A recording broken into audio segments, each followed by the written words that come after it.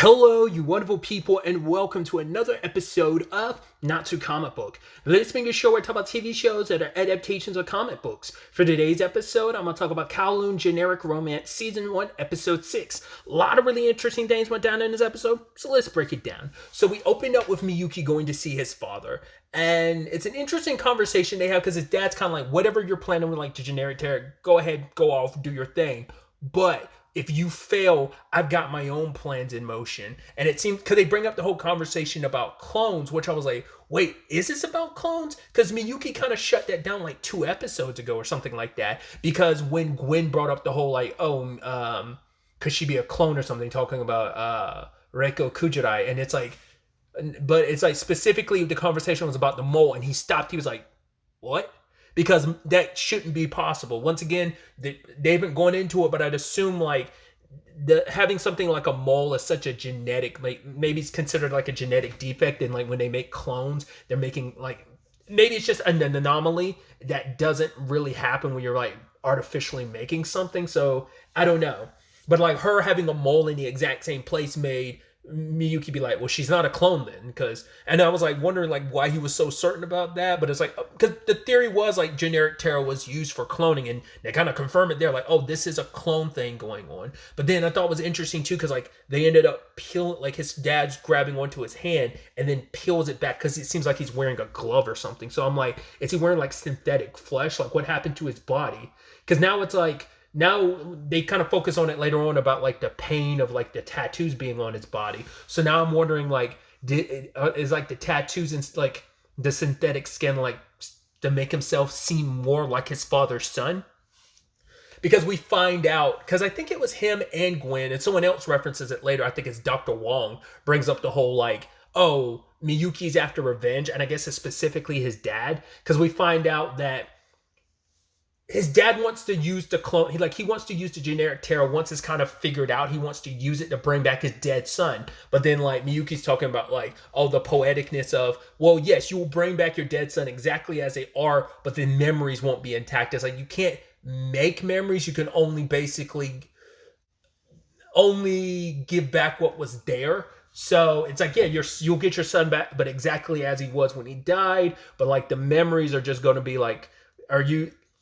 I think I might be reading way too much into it, but I'm assuming like Miyuki's perspective on that is you're going to bring back a facsimile of your son. You're not really going to like be a living, breathing thing. You're just going to be a regurgitation of memories is all you are. All we can do is restore the memories. We can't make new ones. So it's like, maybe it's like the clones aren't making it possible of making new memories. So you're going to just be trapped in being who you were then, not allowed to grow and make new memories. I don't know if that's what that's supposed to mean, if I'm reading way too much into that. But I'm like, I guess Miyuki has beef with his dad, and this is his way to get back at him, because it's like, I don't know if it's a situation of like, because I guess in my head I was confusing it and making it, because I thought that was like Miyuki's place, but then like the portrait had someone with green hair, and I guess I didn't really pay attention to.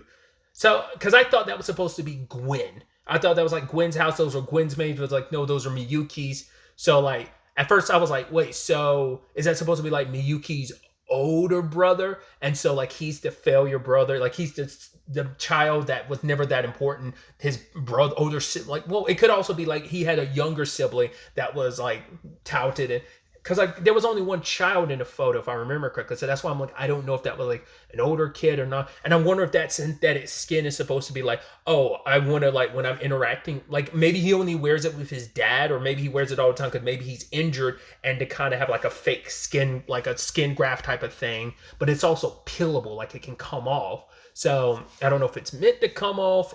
There's so many questions about all that, and him coming back after his visit with his dad and leaning on Gwen, and Gwen's like, must have been exhausting because you went to go see your dad.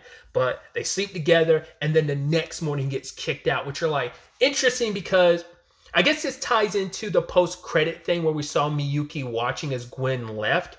I guess that's supposed to be after they broke up. So I guess this is supposed to, once again, because last episode, the last time we saw Miyuki before the ending, because I want to say that was like a post-credits, Yeah, I think that was like a post-credits thing. I don't think it was like before the post-credits. But we see Miyuki and his maid looking out the window and there's Gwen. But prior to that, we saw that Miyuki went to go see his dad, but we never got to see that conversation. Now we're kind of getting filled in. So I'm assuming this is supposed to be before the ending when Gwen makes his way to Kowloon and else. And I was so confused because I'm like, wait, like, is this supposed to be the other Gwen? But that kind of has a whole lengthier conversation. We'll get to that in a second. But essentially, Gwen's like, trying to tell Miyuki, like, right, living your life filled with revenge is no way to basically live life. But Miyuki's like, I'm going to live my life. Like, I'm going to do what I want to. You don't get to tell me that. Even if I'm living my life for revenge, it's my choice. And that's the life I live. And that's going to be play into a conversation I'm going to talk about in a little bit. But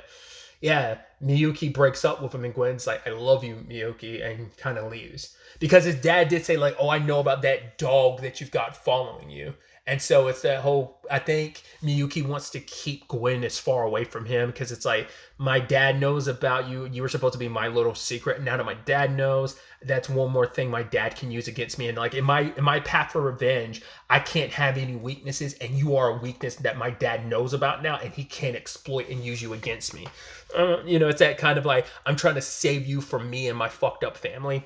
That's how I'm seeing that. But yeah, Miyuki goes to Kowloon and he's making a delivery, and lo and behold, who does he end up running into? None other than Yao Mei. And Yao Mei's so excited and like, oh, what's your name? Because she's like, oh my god, you're so handsome. He's like, oh yeah, my name's Tao Gwen. He's like, shit, I got so flustered by her just like randomly talking to me like that. I actually give her my real name. And Yao Mei's like, wait a minute. You're the Gwen that Kujirai was talking about. And so they end up going to the tea house and talking. And so it's interesting because, the way Gwen breaks it down where it's just like, the other Kujirai B is in fact the real Kujirai. And he's like, even I have another self out there. And, our Kujirai is like, well, what are you then if they're not clones? He's like, even I don't know. But it's like, all he talks about is like he knows the other version of him is gone, so you don't have to worry about that. They're like, but how are you so sure of that? He's like, the fact is I'm here because I'm the original means that the other's gone. But then it's like, but then Yao Mei's like, no, but what does that mean about Kujirai? She's here right now, but it's like, it's because the original Kujirai is dead, and so that allows our Kujirai to be here. But she's okay with that because he was like, "Oh, you're in love with Kudo, right? And you like him, right?" And it's like, "Yeah, you're just kind of once again that facsimile of you're feeling what you're feeling because of Kujirai B." But she was like, "No, my feelings for him are my own. I'm basically become my own person." Yao Mei's like, "Yes, the whole absolute self." And he's like, "What is that about?" And Yao Mei explains it that it's like you basically make your choices. Whether you end up regretting them later on or not, that's perfectly fine. You might regret them, but at the end of the day, you made a choice. It's because it's what you want. It's what you like. You're not going to be so adherent and trapped by kind of what's expected of you to be like, oh, this is who you are. Like, you're not letting that define you. Just like Kujirai, it's, even to the point that Gwen was like, you're looking less and less like Kujirai. Like the last time we met, you were just a fake, but now it seems like you've got your own expressions now. And then she kind of smiles because it feels like, okay, like I am taking those steps to becoming the person I want to be, that I'm being me. I'm not just everything that Kujirai was. I'm my own Reiko Kujirai, not trying to be Kujirai B or not. And so Yao Mei and Gwen also have a conversation about Kudo because it's like, could there be another Mr. Kudo? Could this one be another fake as well? And he's like, well, I can look into it for you. And she's like, I'd really appreciate that, because there was a whole conversation about like, oh, what happened to the original Kujirai, because Kudo said he killed her, and then Gwen was like, no, he didn't kill her. But it's like, do you really want to know what happened to her? Because if you do know, there's a good chance the same thing that happened to her could happen to you. And that's what kind of started the snowball of the conversation. But Gwen started thinking about, what Yao Mei was saying and applying it to Miyuki, that maybe Miyuki is doing what he's doing. Like, maybe it's like, whether he regrets his choice later on with everything that he's up to, it's still his choice. It's him living his life for no one else but himself, or making those choices for no one else but himself. So there's something to that. Like I said, might regret it later on, but at least it's your decision and no one else. No one can take that from you. That you feel in your heart the truth of, because, Yao Mei was making that point that it's like, she's like, basically, people in general lie on a daily, like make small lies on a daily basis, but eventually you build up enough of those small lies, you start to lose your sense of self. But it's like, if we're able to just be honest and truthful to who we are and what we want and what we like, and just be honest in that regard, we can be heading down the direction of becoming who we want to be, whether we're fake or not, whether something about us is fake or whether we're entirely fake, we can become our own person, you know. And also, but back to the kudo thing of it all, Gwen says he like, no, I know that's the original kudo. He's like, but that's what makes it even more tragic, the situation he's in with this other Kujirai popping up. So it makes it that much crueler that he is the original and he's there with someone who isn't her, you know. Circling back to Miyuki really quickly, he went to go see this doctor named Wong, and we find out some things about Miyuki. Apparently, he was born with both sex organs. So, like, interesting. And he's like, can I have children? And the doctor's like, it's impossible. Even if they were to, like, extract, what was it, like, maybe like the embryo or whatever from him, and then try to, like, start the pregnancy process outside of him, and then, like, put it back in him, even that wouldn't work, because I think he was like, the embryo wouldn't form or something like that. There's a certain process that's like, his body doesn't make it so that he'd have children, so he'd probably have to adopt. I guess, I don't know if that's meant to be like a middle finger to his dad, where it's like, adopting wouldn't be an option. It's like, I want to have my own child. I don't know if, because he was bringing up the whole, like, could I be a vessel? And I don't know if that was like, I don't know if that's like because the whole thing about the generic Terra is supposed to almost be like an immortality thing of like, oh, keeping these memories stored, and as long as these memories exist in the generic Terra, they never like disappear. It's a form of immortality for those who might have gotten sick or injured that might have taken away those memories you don't want to forget, or those memories that are meant to be cherished, you're able to hold on to them forever. So I'm wondering, it's like Miyuki trying to like use like some offspring of his own in his grand scheme and plan against his father, or is it meant to be a thing of, I'm gonna have a biological child and everything that my father like did wrong with me, I'm gonna make right? And like I said, maybe that still has to deal with his revenge, because him and the doctor also disagree about the whole generic Terra of it all. And I wonder if it's kind of meant to be that thing of, humans shouldn't live forever, we shouldn't keep things forever, the beauty of life is its finality, that it can end and things don't last forever. I don't know if that's the doctor's perspective. We never really got it before Yulong shows up. Now, him and Miyuki have a very in-depth, interesting conversation of, we find out only certain people are able to see Kowloon. So Gwen seeing Kowloon the way it was, where it's like, okay, he looks at it and he sees it, it's fine, and he's walking towards it, and then like all of a sudden it's demolished. It's like the last frame of it we see. So only certain people have been able to see it. Yulong can't see it, but Miyuki can, and so can Gwen. But that's the thing, like, they're trying to figure out what are the conditions to make it. Because it's like, okay, so maybe it has to be if you're from Kowloon and you live there. But it's like, well, Gwen lived there a shorter amount of time than Miyuki, because Miyuki lived there and so did Gwen, but Gwen lived there a shorter amount of time, yet he's still able to see it. But then we also have Yao Mei, who doesn't know anything about Kowloon, yet she was able to go there. So it's like, how does that work? And they're like expanding upon like the conditions that, you know, would kind of merit why some people are able to see Kowloon and those who don't. Because there was a whole conversation of, well, maybe the generic Terra is interacting with something and it's creating this illusion of Kowloon that certain people can see and others can't. But it can't be mixed with a desire to be, like, it can't be driven by desire, because Yulong's like, I want to go to Kowloon, yet even with that desire, I still can't see it. So there's some other condition, there's some other thing that maybe the generic Terra is knocking into, and it's creating this. You'd assume, like, because she's the outlier in all this, that like Kujirai might be a piece to this puzzle. She definitely is, because she ends up being kind of like, outside of even just the copies and the second versions of people, like, she's still an outlier in some capacities, because it isn't like she is an exact copy of Kujirai. She kind of is, but there's also the aspects of she's her own person.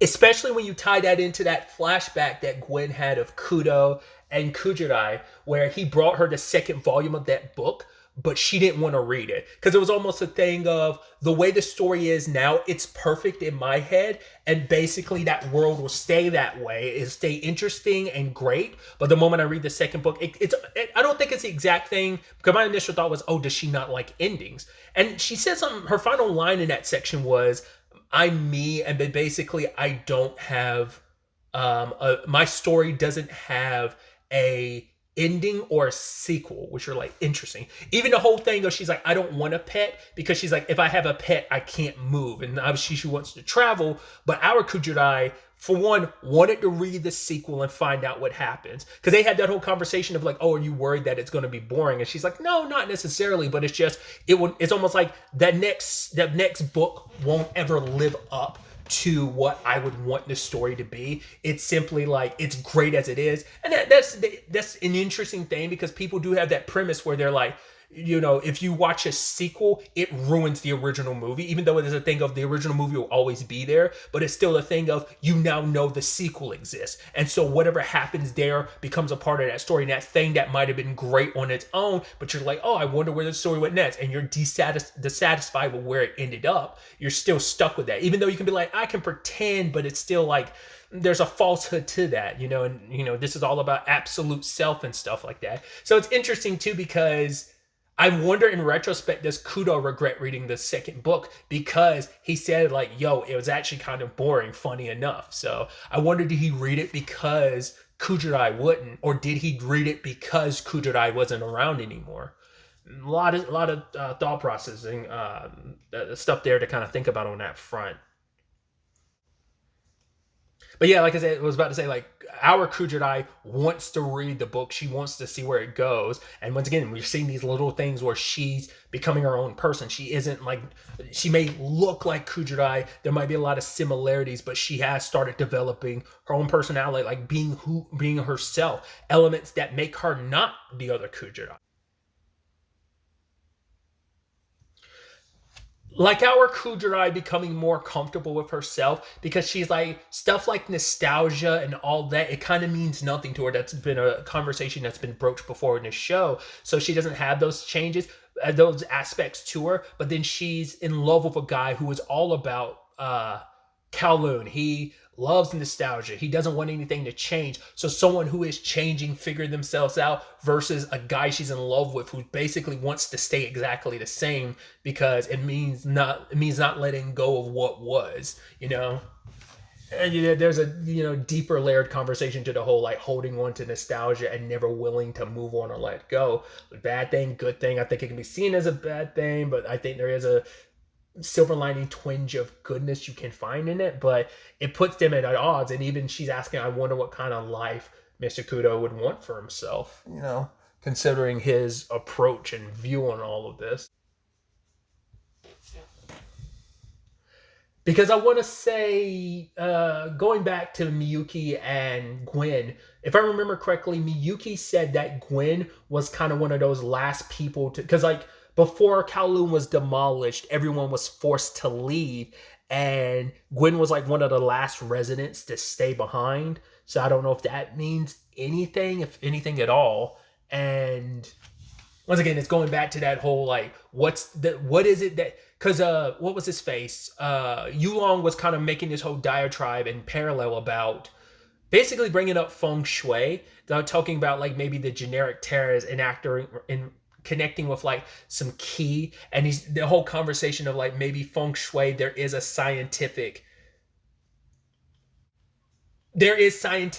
elements involved with something like feng shui, like architecture, or what was it, some kind of engineering. It's like there's certain aspects, because they're all about like the betterment and improvement of human life, and feng shui kind of plays in that role. So it's kind of like maybe there's even something that might seem non-scientifical like a feng shui, because it's all about energy and stuff, which I mean, to be fair, like energy, being redirected, and energy, when in like energy, I'm not a science person. I'm terrible when it comes to science, so I'm going to get this wrong, but like energy doesn't ever actually disappear. So considering like feng shui is all about energy, a different type of energy, but there's something there. There's a parallel of like science meeting feng shui. There is something like in the middle. And once again, the whole generic Terra interacted with something. We don't know what it is. My point once again had to be like, it's got to have something to do with Kujirai, but it interacted with something, and that's why we are where we are right now. So Yulong seems to be the main guy keeping an eye on the generic Terra. It seems like it, at least like the way they were kind of interacting, and so curious what that's all about, man. I'm sure because it's been a little while since I saw the episode, so I'm probably blanking on some of the details brought up in the episode because I know like some of those conversations I had to, like, especially the Miyuki and Yuong, just to kind of wrap my head around some of that. I had to rewind that multiple times. I was playing those scenes over. I'm like, I think I get it, but I don't know. I do feel like a big old idiot. Like that's why I'm like, because of that, like some of that did not sit in my head. I'm like, oh man, because this feels like so far it's not that, but this feels like this could be one of those like really heady science fictional series.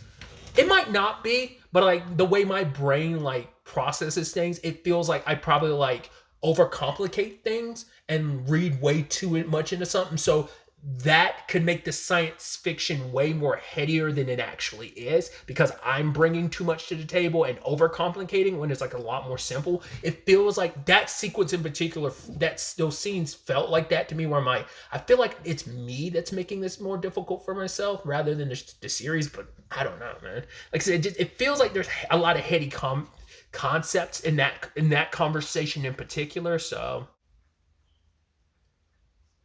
then there's also the ending scene, the post credit, well, the scene that's happening during the credits where they're going looking for food and they end up going to like the noodles place because like even here in Kowloon, what was it? Reiko is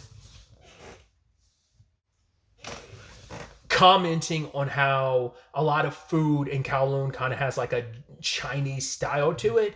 And then Kudo's like, oh, look at the ramen noodle section. It's like instant noodle section. It's like you get food from all over the place, like different styles. Mexico, French, Russian, but then she's like, no, these are all Japanese. They're Japanese instant noodles made here in Japan, and it's just kind of like he's like, yeah, but still, it's like there's a pride of like, yeah, Japan made them, and so you're kind of improving on it by adopting styles from different places. And she's just, I'm gonna look for food somewhere else, and comes across a travel magazine, and she's excited by it. But Kudo's like, whoa, you're all about traveling and stuff, and for her, even though she was like, I wish I would stop, but she's saying all this stuff where it's like, I think it's better if I leave. Because she's like, I know how hard it is that you have to be around me, this person who looks exactly like your girlfriend, that your fiance that's no longer here. That's got to be rough. And for her, it's kind of like, I'm not letting you move on with your life if I'm here being this constant reminder of what you lost. It's almost like you're stuck in place and not moving forward. And I think I'm doing us both a favor if I decide to move. Because she was even saying at one point, like, oh, if I take a trip, I could probably ask Yao Mei to go with me. And I think she would, because Yao Mei would be all about, because once again, she has no attachments to Kowloon. And especially if like her bestie, Kujirai was like, oh, let's go on a trip. She'd be like, hell yeah, let's drop everything and do it. Especially because Yao Mei would think it would be something better suited for Kujirai to get her away from Kowloon for a bit. I think she'd be even more down for it. But Kudo grabs her and he's like, don't stay here. Don't ever leave. Stay with me forever by my side. And it's just like, you can't have your cake and eat it too, where it's just like you want her to stay by your side, but you're also keeping her at a distance too. It's just, once again, it's a complicated thing for you. I get it, but this woman is in love with you, but she doesn't know what to do with that, because you do treat her like Kujirai, but you're also recognizing and coming to understand how she's not the Kujirai that you knew. And then we have that explosion that took place at some kind of tower. So I don't know what that was, but Kudo immediately runs off to investigate. So I should also talk about something that is really crucial that was brought up in the episode. I completely forgot to talk about it until now, so I'm kind of going to, I don't know where I'm going to put this in a recording, probably going to be near the end, but regardless, during that Yao Mei and Gwen conversation at the tea house, there was a whole conversation about had anything weird happened around her. Once again, her circumstances being what they are, where she's kind of from head to toe, she's a different person. Has there anything really weird happen around her? And she brings up last episode where she's like, it wasn't just in my head. Me looking like how I originally looked actually happened. And he was like, what brought you back? And she was like, it was Reiko. So that is an interesting thing to note. Like, no, no, no, that wasn't just in my head. I literally changed how I looked to be who I was, and then it magically turned back into. So, I mean, we know there's something crazy going on because that old man, they brought him into Kowloon. He was like, oh man, Kowloon haven't been here forever. The moment he stepped in, the one that was inside of Kowloon immediately disappeared. So it ain't like it's just some regular stuff. And even her saying like it's not an illusion, it was something I legit like. This whole place messes with your perception. So it's not just in your head. Like reality is literally warping around you at some point. So it is something fascinating that I was like, I can't believe I completely forgot about that little angle to it. So because I thought it was just like a what was it?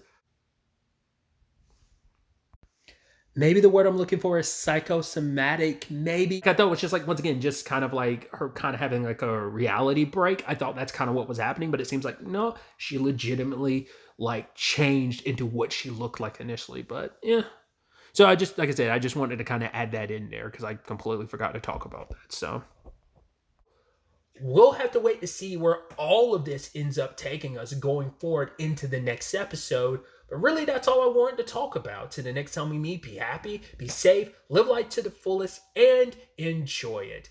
Good day and goodbye.